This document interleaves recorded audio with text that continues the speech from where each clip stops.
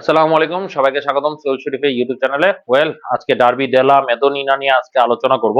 AC Milan versus inter মিলানের খেলা। Wow, চমৎকার খেলা হয়েছে। গতকালকে খেলাটা ড্র হয়েছে, কিন্তু গত কয়েকটা ম্যাচ ধরে কিন্তু এসি মিলান ব্যাকফুটে না ফ্রন্ট ফুটে ছিল ইন্টার মিলানের কাছে। পিওলি থাকার সময় 6টা ম্যাচ টানা হেরে যাওয়ার পরে গত তিনটা ম্যাচ ধরে এসি মিলান কিন্তু ইন্টার মিলানের বিরুদ্ধে অপরাজিত। শুধু তাই না, এর আগে 2টা ম্যাচে পিছিয়ে পড়ে পরে কামব্যাক করে এসি মিলান জিতেছে। গত ম্যাচে এসি মিলান আগে গোল দেয় এবং ইন্টার মিলান শেষে কামব্যাক করে ম্যাচটা ড্র করে। তবে ইন্টার মিলানের জন্য এই ড্র করাটাও কিন্তু অনেক বড় পয়েন্ট, কারণ কি ইন্টার মিলান স্ট্যান্ডিং এর মধ্যে 51 পয়েন্ট নিয়ে আছে দ্বিতীয় স্থানে, যেখানে নাপোলি 54 পয়েন্ট নিয়ে প্রথম স্থান দখল করে রেখেছে, মাত্র 3 পয়েন্টের ডিফারেন্স। তবে নাপোলি কিন্তু একটা ম্যাচ বেশি খেলেছে। ইন্টার মিলানের ফিওরেন্টিনার সাথে ম্যাচটা অ্যাবান্ডন হয়ে গিয়েছিল। সেই ম্যাচটা কিন্তু ফেব্রুয়ারির 6 তারিখে আবার খেলা হবে এবং সেই খেলাতে যদি জিততে পারে গোল ডিফারেন্সের মাধ্যমে ইন্টার মিলান কিন্তু উপরে উঠে যাবে। কিন্তু সেখানে একটা ক্যাচ আছে, সেটা হচ্ছে 9 তারিখে আবার ফিওরেন্টিনার সাথে রিটার্ন লেগ আছে এবং সেটা ফিওরেন্টিনার মাঠে। সো ইন্টার মিলান এক সপ্তাহের মধ্যে ফিওরেন্টিনাকে 2বার ফেস করবে এবং 12 তারিখে চ্যাম্পিয়ন্স লিগ খেলাও খেলবে।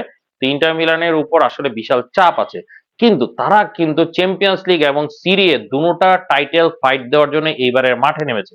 চ্যাম্পিয়ন্স লিগে কিন্তু 8টা ম্যাচে মাত্র একটি গোল খেয়েছে, যদিও ওই গোল খেয়ে তারা হেরে গিয়েছে, কিন্তু ওই একটা গোল ছাড়া বাকি 7টা ম্যাচে কিন্তু কোনো গোল হজম করতে হয়নি। 7টা ম্যাচ জিতেছে। তারা নেক্সট রাউন্ডে চলে গিয়েছে টপ 8 পজিশন দখল করে, আর সিরিয়াতে তারা আছে দ্বিতীয় স্থানে, এক ম্যাচ কম খেলে। এবং এসি মিলানের সাথে কালকে খেলাটা বিরোধী দল হওয়া সত্ত্বেও তাদেরকে কিন্তু ক্রেডিট দিতে হবে। এসি মিলান কালকে কমপ্লিটলি ডিফেন্সিভ ফুটবল খেলেছে। এক গোল দিয়ে যখন এগিয়ে গিয়েছে, এসি মিলান বুঝে গিয়েছে যে এখন তাদেরকে ডিফেন্ড করতে হবে, তাই করেছে। এসি মিলান ডিফেন্ড করেছে, মাত্র 38% পজিশন দখল করে রাখছে। অপর পাশে ইন্টার মিলান সমানে অ্যাটাকের উপর অ্যাটাক করে গিয়েছে। তারা একটা চ্যাম্পিয়ন মেন্টালিটি নিয়ে খেলে গিয়েছে। 3টা বল বারে লেগেছে, 2টা গোল অফসাইডের কারণে বাদ পড়ে গিয়েছে। মাইগনানের কয়েকটা অসাধারণ সেভ ছিল। সবকিছু মিলিয়ে ইন্টার মিলানে আসলে লাখটা কাজ করছিল না, কিন্তু ইনজাগির বুড়া দলকে আসলে ক্রেডিট দিতে হবে। এবং এসি মিলান ইন্টার মিলানের মধ্যে পার্থক্য কালকে কিন্তু বুঝিয়ে দিয়েছে, সেটা হচ্ছে স্ট্রাইকার। লোতারো মার্টিনেজ কালকে যা খেলেছে এবং মার্কাস থুরাম যা খেলেছে, আসল কথা ইন্টার মিলানকে নেক্সট লেভেলে নিয়ে যাওয়ার জন্য এই 2টা প্লেয়ারই যথেষ্ট। বেঞ্চে কিন্তু তারিমি বসে আছে। কালকে হাকান চালহানোগ্লু শুরু থেকে খেললেও কালকে কিন্তু কিছুটা নিষ্প্রভ ছিল। এবং ফনসেকাওকে একটা ক্রেডিট দিতে হয়। ডি মার্কো গত কয়েক ম্যাচ ধরে বা গত কয়েক সিজন ধরে আসলে খুব চমৎকার ছিল ইতালিতে। Either he is the best or Theo was the best, দুইজনের মধ্যে আসলে কন্ট্রোভার্সি ছিল। তো ইতালিয়ান ডিফেন্ডার হিসেবে he is the best left back at the moment. এবং এই অবস্থায় কালকে কিন্তু অনেকটাই নিষ্প্রভ ছিল, যদিও প্রথম গোলটা অফসাইডের কারণে বাতিল হয়ে যায়, কিন্তু আসলে ডিমার্কো কিন্তু নিষ্প্রভ ছিল। ইন্টার মিলান সেটারও সলিউশন, ইনজাগি কিন্তু সেটারও সলিউশন বের করতে পেরেছে। এবং কালকে আসলেই বলবো ইন্টারের খেলা দেখে খুবই চমৎকার লেগেছে। অপর পাশে মিলানের যেই জিনিসটা অভাব ছিল সেটা হচ্ছে striker. Abraham, well, is a big tall guy, কিন্তু তার আসল কথা গোল দেওয়ার ক্যাপাবিলিটি নাই। এবং যারা যারা ছিল মিলানের হয়ে, লিয়াও গোল দেওয়া কালকে আসলে লিয়াওকে নিষ্প্রভ করে দিয়েছে। তারপরে 16 বছরের একটা ছেলে কামারদা সেই সুযোগটা নিয়েছে। আজকে কিন্তু অফিসিয়াল হয়ে গেছে, AC Milan Mexican striker Santiago জিমিনেজকে কিনে ফেলেছে এল বেবাতো। তো তাকে কিনে ফেলেছে একজন অনেক বছর পরে, বা বলা যায় অ্যাকচুয়ালি প্রুভেন কোন স্ট্রাইকার এসি মিলানে এসেছে, young proven striker. Shevchenko proven striker ছিল, কিন্তু শেভচেঙ্কোর লেভেলে কি জিমিনেস পৌঁছতে পারে না কিনা সেটা কিন্তু দেখার বিষয়। যদিও দুইজন একই স্টাইলে খেলে না, জিমেনেজ মোর অফ ইনজাকি টাইপ খেলোয়াড়, এবং এসি মিলানে কিন্তু এই টাইপের একজন খেলোয়াড় দরকার। তবে জিমিনেজের একটা জিনিস বলবো, গত 3 মৌসুমের মধ্যে প্রথম মৌসুমে সে মাত্র 10টি গোল দিয়েছে, গত মৌসুমে সেটা 20-এ নিয়ে গেছে। এই মৌসুমে সে শুরু করেছে মোটামুটি 15টা গোল দিয়ে দিয়েছিল হাফ সিজনের মধ্যে। তো দেখা যাক এসি মিলানে এসে সে যদি খুব দ্রুত অ্যাডাপ্ট করতে পারে, এবারের সিরিয়ে কিন্তু খুব চমৎকার হবে।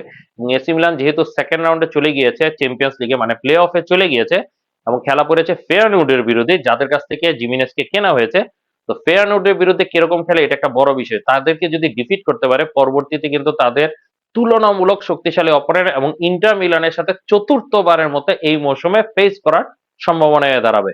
এবং কেন জানি মনে হচ্ছে এই পর্তুগিজ কোচেরা ইন্টার মিলানের কাছে হারতে চাচ্ছে না, যেহেতু এসি মিলান থ্রু হয়ে যাওয়ার একটা চান্স আছে। কারণ কি, একটা কথা গ্যালিয়ানি বলেছিল যে UCL is Champions League is in Milan's DNA. তো সে প্রুভ করে দিতে পারে না কিনা সেটা একটা বড় বিষয়। অপর পাশে এবারে সিরিয়াও কিন্তু খুব চমৎকার ভাবে খেলা হচ্ছে। নাপোলি গতকালকে এগিয়ে যাওয়ার সুযোগ ছিল, যেহেতু ইন্টার মিলান এসি মিলানের সাথে ড্র করেছে, সেখানে নাপোলি কালকে কিন্তু রোমার কাছে হোঁচট খেয়ে গিয়েছে, তারাও 1-1 গোলে ড্র করেছে। আতালান্তা এই মৌসুমে খুবই চমৎকার খেলছিল, আতালান্তাও গত খেলায় তোরিনোর কাছে 1-1 গোলে নিজেদের মাঠে ড্র করে বসে অনেকাংশে তোরিনো যেভাবে খেলছিল, তোরিনো কিন্তু জয়ের চান্সটা ছিল বেশি। তবে মালদিনি আতালান্তায় চলে গিয়েছে, নেক্সট ডাইমেনশনাল একটা খেলা তার জন্য অপেক্ষা করছে। সে রিপ্লেস করবে আদেমোল্লা লুকমানকে, এবং ড্যানিয়েল মালদিনি, আমাদের মালদিনি আসলে এত বছরের লেজেন্ডারি লেগেসি, সে এখন আতালান্তায় চলে গেছে। আমি অন্তত খুশি, কারণ কি আতালান্তা ইয়াংস্টারদেরকে ডেভেলপ করার জন্য একটা পারফেক্ট ক্লাব, এবং গাসপারিনি একজন পারফেক্ট কোচ ইয়াং প্লেয়ারদেরকে ডেভেলপ করা। তো মালদিনি আতালান্তায় যাওয়াতে আমার চেয়ে বেশি মনে হয় না কেউ খুশি হয়েছে অ্যাজ এ ফ্যান হিসেবে, কারণ হচ্ছে এখানে গিয়ে সে ডেভেলপ করবে এবং ইতালি জাতীয় দলের হয়ে অনেকাংশে ভূমিকা পালন করবে।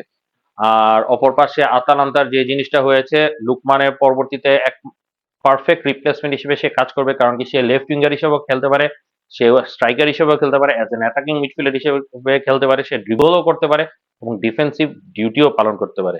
আরেকটা গুড নিউজ আছে আতালান্তা, সেটা হচ্ছে স্কামাচ্চা কালকে ব্যাক করেছে। আনফরচুনেট তাদের একটা দুঃসংবাদ আছে, সেটা হচ্ছে স্কালভিনি আবারও ইনজুরিতে পড়েছে, শোল্ডার অপারেশন হয়েছে, সেই জায়গায় শোল্ডার অপারেশনের জন্য, সার্জারির জন্য আবারও 6 মাসের জন্য মাঠের বাইরে। তো আতালান্তা এখন আছে তৃতীয় পজিশনে, চতুর্থ পজিশনে ফিওরেন্টিনা, এবং ফিওরেন্টিনা নেক্সট ম্যাচ কিন্তু ইন্টার মিলানের সাথে, এবং ফিওরেন্টিনা গতকালকে জেনোকে 2-1 গোলে হারিয়েছে, খুব চমৎকার ভাবে আগাচ্ছে, এবং 1 থেকে 5 পর্যন্ত কিন্তু র্যাঙ্কিং প্রায় কাছাকাছি, তাদের পয়েন্ট ডিফারেন্সও প্রায় কাছাকাছি। হ্যাঁ, এটা অবশ্য দেখলে খারাপ লাগবে যে 51 এবং 47কে আমি কাছাকাছি বুঝি, কিন্তু তুলনামূলক ইতালিয়ান খেলাগুলোতে কিন্তু এগুলা কাছাকাছি, এবং ফিওরেন্টিনা 41 পয়েন্ট নিয়ে যেহেতু আছে, তারা যদি পরবর্তী ইন্টারকে দুটোটা ম্যাচ হারিয়ে দিতে পারে, তারা কিন্তু 49 পয়েন্টে চলে যাবে এবং তারা থার্ড পজিশনে চলে আসবে। তো ফিওরেন্টিনারও যথেষ্ট চান্স আছে টপ 4-এ ফিনিশ করার, এবং জুভেন্টাসে খেলা না বললেই নয়। আমি গত কয়েকটা ভিডিওতে কোলোমুয়ানিকে বলেছি অভিশাপ, সেই জায়গায় কিন্তু কালকে এমপোলির বিরুদ্ধে 1-0 গোলে পিছিয়ে পড়েছিল, তারপর কোলোমুয়ানি নেমে খেলার মোড় পুরোটা ঘুরিয়ে দিয়েছে এবং 4-1 গোলে জুভেন্টাস ম্যাচ জিতে যায়। এবং কোলোমুয়ানি প্রচুর পরিমাণ ডিফেন্স ব্রেক করে, সে নিজেও একটা গোল করে, চমৎকার খেলেছে। এবং কালকে জুভেন্টাস দেখিয়ে দিয়েছে যে না, তাদের কার্সটা আস্তে ধীরে ভাঙ্গা শুরু হয়েছে, তাদের ড্র এখন আস্তে ধীরে উইনে রূপান্তরিত হচ্ছে। তো চ্যাম্পিয়ন্স লিগেও তারা প্লে অফ পজিশনে চলে গিয়েছে, দেখা যাক সামনে কি করে। তো একটু মিস্টেক হয়ে গেছে, আসলে জুভেন্টাস হচ্ছে চতুর্থ পজিশনে আছে, ফিওরেন্টিনা আছে পঞ্চম পজিশনে 39 পয়েন্ট নিয়ে। তো এখন চলে আসি ষষ্ঠ পজিশনে লাৎসিও। হঠাৎ করে লাৎসিও কিন্তু গত 2টা ম্যাচ ধরে নিজেকে হারিয়ে ফেলেছে, এবং ইউরোপা লিগেও তারা টপে ছিল, আনবিটেন ছিল, গত খেলায় তারা হেরেও গিয়েছে। তো ইউরোপা লিগে তারা নেক্সট রাউন্ডে চলে গেছে অ্যাজ টেবিল টপার হিসেবে, আর লিগেও তারা 2টা ম্যাচ হেরেছে। এখন সামনে তাদের আরো কিছুটা ইজিয়ার ম্যাচ আছে, দেখা যাক তারা কি করতে পারে। তবে টপ 4-এ আমার কাছে কেন জানি মনে হচ্ছে লাজিও ফিনিশ করার সম্ভাবনা নাই। তারা যেটা ব্যর্থতায় ভুগছে সেটা হচ্ছে এক্সপেরিয়েন্স। হ্যাঁ, ক্যাস্তালানোস খুব ভালো খেলতেছে, কিন্তু আনফরচুনেটলি ওই যে এক্সপেরিয়েন্স একটা খুব ইম্পর্টেন্ট বিষয়, তাদের দলের সবচেয়ে এক্সপেরিয়েন্স প্লেয়ারটা হচ্ছে জাকাগনি, যে এখন আপাতত ফর্মলেস অবস্থায় আছে। তো সপ্তম পজিশনে বোলোনিয়া আছে। কেন জানি মনে হয়েছিল মোত্তা চলে যাওয়ার পরে বোলোনিয়া হারিয়ে যাবে, এবং বোলোনিয়া জার্জিকে বিক্রি করেছে ক্যালাফিওরিকে। তো মেইন প্লেয়ারদেরকে বিক্রি করার পরে, কোচ চলে যাওয়ার পরও বোলোনিয়া কিন্তু ইতালিয়ানোর আন্ডারে খুবই চমৎকার খেলতেছে। হ্যাঁ, আনফরচুনেটলি কঠিন ফিকচারের কারণে চ্যাম্পিয়ন্স লিগ থেকে বাদ পড়ে গিয়েছে, কিন্তু লিগে কিন্তু আস্তে ধীরে আবার কামব্যাক করছে। এবারও যদি তারা 5th পজিশনে ফিনিশ করতে পারে, এটা কিন্তু চমৎকার একটা বিষয়। তাদের থেকে 2 পয়েন্ট পিছিয়ে আছে এসি মিলান। ওয়েল, ফনসেকাও যখন দলের দায়িত্ব নিয়েছে তখন এসি মিলান অষ্টমী আছে, তো অষ্টমী ছিল, এখনো অষ্টমী আছে, কিন্তু এসি মিলানের খেলা কিন্তু যথেষ্ট উন্নতি হয়েছে। কালকে ইন্টার মিলানের বিরুদ্ধে কিন্তু তারা ডমিনেট করে খেলার চেষ্টা করেছে, ইয়েস ডিফেন্সিভলি, বাট এটা ডিফেন্সিভ ডমিনেশন। ইতালিয়ান লিগ যেহেতু আমরা ফলো করি, ইতালিয়ান দলগুলো নিয়ে সবাই আমরা একটা জিনিস আলোচনা করি, যে তারা ডিফেন্সিভ খেলে। হ্যাঁ, এসি মিলান তুলনামূলক অ্যাটাকিং খেলে, কিন্তু কালকে যে খেলাটা দিচ্ছে আমি এতে খুশি, এবং জিমিনেজ যেহেতু তাদের সাথে অ্যাড হয়েছে, এবং আজকে সম্ভাব্য ওয়াও ফেলিক্স অ্যাড হওয়ার সম্ভাবনা আছে। তো এসি মিলানের অ্যাটাক কিন্তু কিছুটা ভালো হবে বলে আশা করছি।